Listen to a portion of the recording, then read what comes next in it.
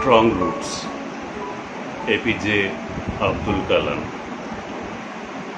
Full name of APJ Abdul Kalam was Abul Pakir Jainul Abdin Abdul Kalam. He was born in 1931 and died in 2015. He was one of the pioneers of aerospace engineering in India. For a major part of his life, he worked as a scientist in Indian space programs. Some of his famous works are India 2020, Ignited Minds, Wings of Fire. He was the President of India from 2002 to 2007. Strong Roots is an extract from Dr. APJ Abdul Kalam's autobiography Wings of Fire. In this extract, he talks about his childhood in his hometown. The piece presents a delightful sketch of the author's early life and the development of his spiritual growth. Strong Roots, লেখক APJ Abdul Kalam, পূর্ণ নাম আবুল পাকির জৈনুল আবদিন আব্দুল কালাম, যিনি জন্মেছিলেন 1931 সালে এবং মৃত্যুবরণ করেন 2015 সালে। তিনি ভারতীয় মহাকাশ গবেষণার একজন পুরোধা। তার বিখ্যাত বইগুলির মধ্যে উল্লেখযোগ্য ইন্ডিয়া 2020, ইগনাইটেড মাইন্ডস এবং উইংস অফ ফায়ার। এখানে আমরা যে গল্পটি পড়ব, স্ট্রং রুটস, এই গল্পটি নেওয়া হয়েছে ডক্টর কালামের আত্মজীবনী উইংস অফ ফায়ারের প্রথম পরিচ্ছেদ থেকে। এখানে তিনি তার শৈশবকাল এবং তার শৈশবকাল যে শহরে কেটেছে সেই রামেশ্বরম শহর সম্পর্কে এই গল্পে তিনি আমাদের বলেছেন। এখানে তার শৈশবকালের একটি উজ্জ্বল দিক আমরা দেখতে পাব এবং সেই সঙ্গে তার আধ্যাত্মিক দিকটা যেভাবে গড়ে উঠেছিল, আধ্যাত্মিকতার সূচনা, সেটাও আমরা এই অংশটি পড়ে জানব। আমি শুরু করছি। I was born into a middle-class Tamil family in the island town of Rameswaram in the erstwhile Madras state. I was born, আমি জন্মেছিলাম একটি তামিল পরিবারে, যে পরিবারটি ছিল মধ্যবিত্ত পরিবার। রামেশ্বরমের মতো রামেশ্বরম নামের এক দ্বীপ শহরে আমি জন্মেছিলাম, যেটি পূর্বতন মাদ্রাসের অংশ ছিল। My father, Jainul Abdin, had neither much formal education nor much wealth. Despite these disadvantages, he possessed great innate wisdom and a true generosity of spirit. আমার বাবা জয়নুল আবদিন তার প্রথাগত শিক্ষা বেশি ছিল না, আবার তার আর্থিক সঙ্গতিও বেশি ছিল না। এই সমস্ত অসুবিধা থাকা সত্ত্বেও তার ছিল সহজাত প্রজ্ঞা এবং উদারতা। He had an ideal helpmate in my mother Asiamma. তার সহচরী, আদর্শ সহচরী ছিলেন আমার মাতা Ashiamma. I do not recall the exact number of people she fed every day, but I am quite certain that far more outsiders ate with us than all the members of our family put together. আমি মনে করতে পারছি না প্রকৃত সংখ্যাটি। তাদের যারা আমাদের পরিবারের বাইরে ছিলেন এবং প্রতিদিন আমাদের সঙ্গে আহার করতেন, তবে সংখ্যাটি আমাদের পরিবারের সকলকে একত্রিত করলেও তার থেকে বেশি হবে, এটা আমি নিশ্চিত। My parents were widely regarded as an ideal couple. আমার পিতামাতার একটা সুনাম ছিল আদর্শ স্বামী স্ত্রী হিসেবে। My mother's lineage was the more distinguished, one of her forebears having been bestowed the title of Bahadur by the British. আমার মায়ের বংশ পরিচয়টা বেশ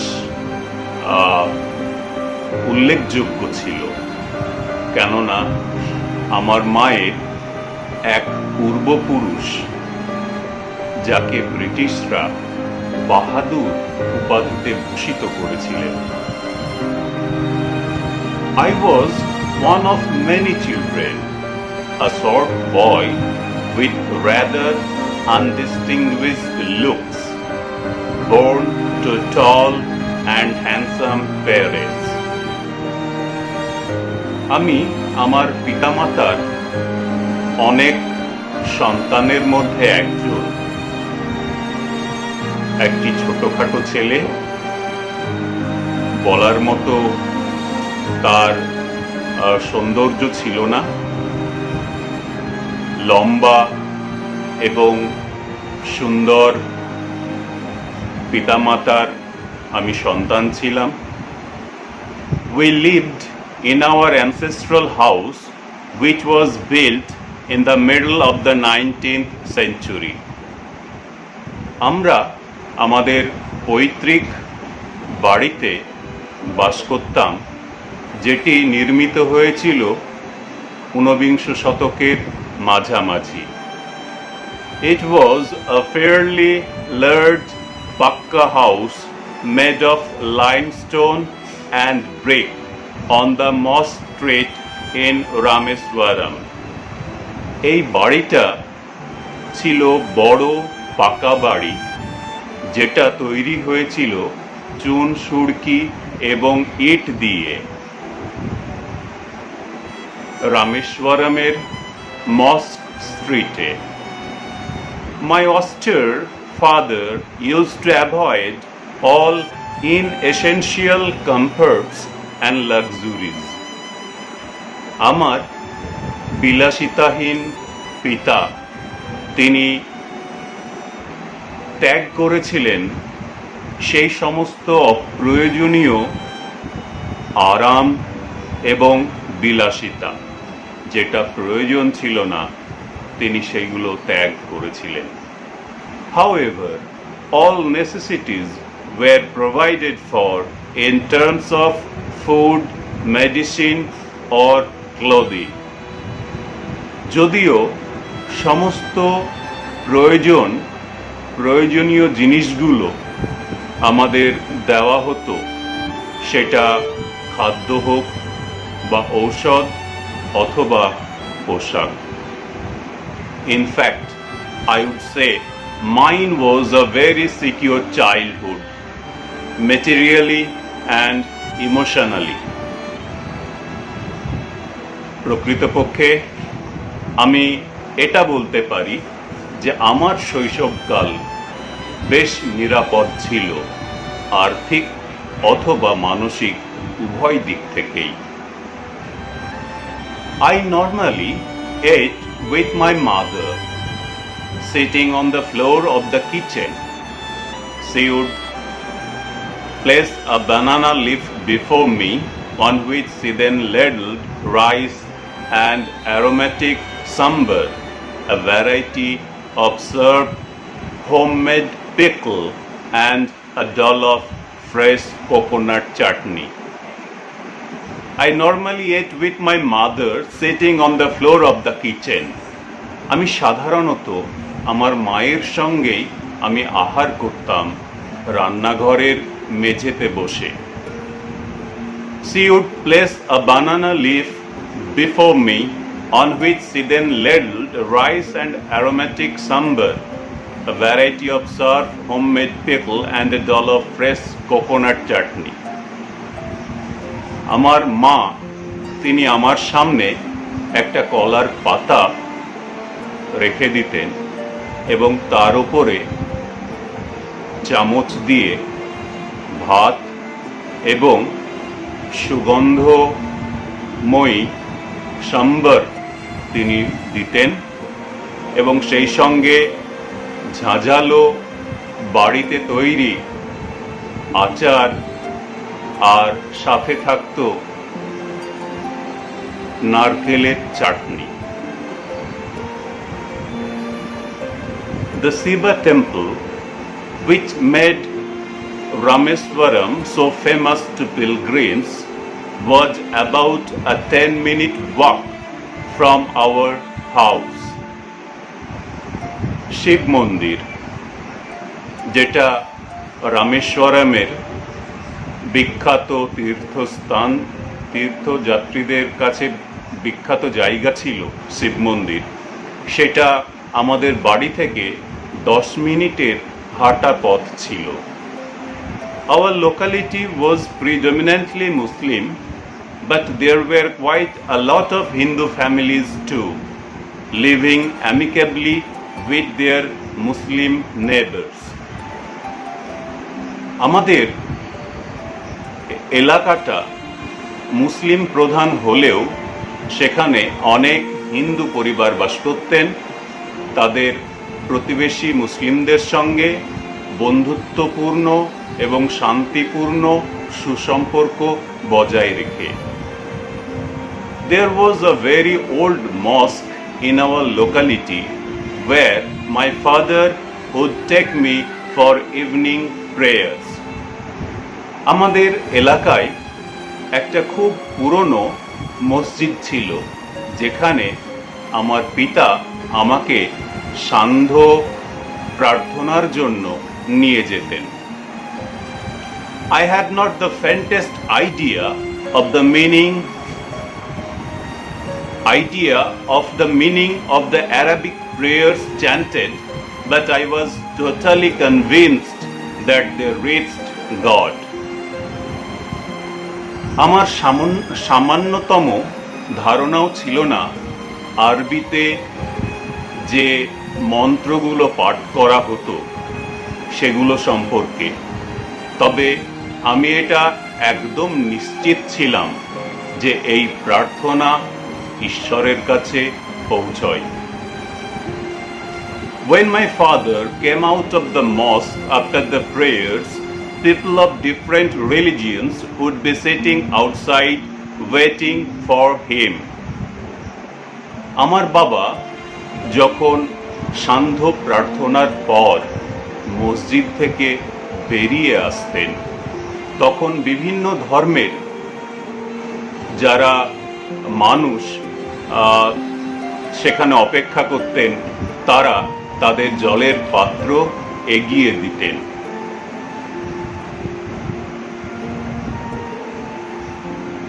Many of them offered bowls of water to my father. অনেকজন তাদের মধ্যে আমার বাবাকে জলের পাত্র এগিয়ে দিতেন, who would dip his fingertips in them and say a prayer.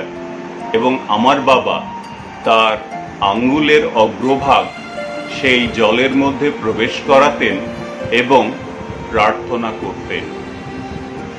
The water was then carried home for invalids. এরপর জল নিয়ে যাওয়া হতো বাড়িতে যারা অসুস্থ তাদের জন্য। I also remember people visiting our home to offer thanks after being cured. আমার এটাও মনে আছে যে সুস্থ হয়ে যাওয়ার পর মানুষজন আমাদের বাড়িতে আসতেন আমার বাবাকে ধন্যবাদ জানাতে। Father always smiled and asked them to thank Allah the merciful. বাবা সবসময় স্মিত হাসতেন এবং তাদের বলতেন মহান করুণাময় আল্লাহকে ধন্যবাদ জানাতে। The high priest of Rameswaram temple, Pakshi Lakshmana Sastri, was a very close friend of my father's. রামেশ্বরমের Shiva মন্দিরের সর্বোচ্চ পুরোহিত পক্ষী লক্ষ্মণ শাস্ত্রী, তিনি আমার বাবার খুব কাছের বন্ধু ছিলেন। One of the most vivid memories of my early childhood, each of the two men, each in traditional attire, discussing spiritual matters. আমার মনে এখনো উজ্জ্বলভাবে প্রজ্বলিত আছে সেই স্মৃতি যেখানে এই দুটি মানুষ একত্রিত হয়ে তাদের প্রথাগত পোশাকে আধ্যাত্মিকতা নিয়ে আলোচনা করতেন। When I was old enough to ask questions, I asked my father about the relevance of prayer.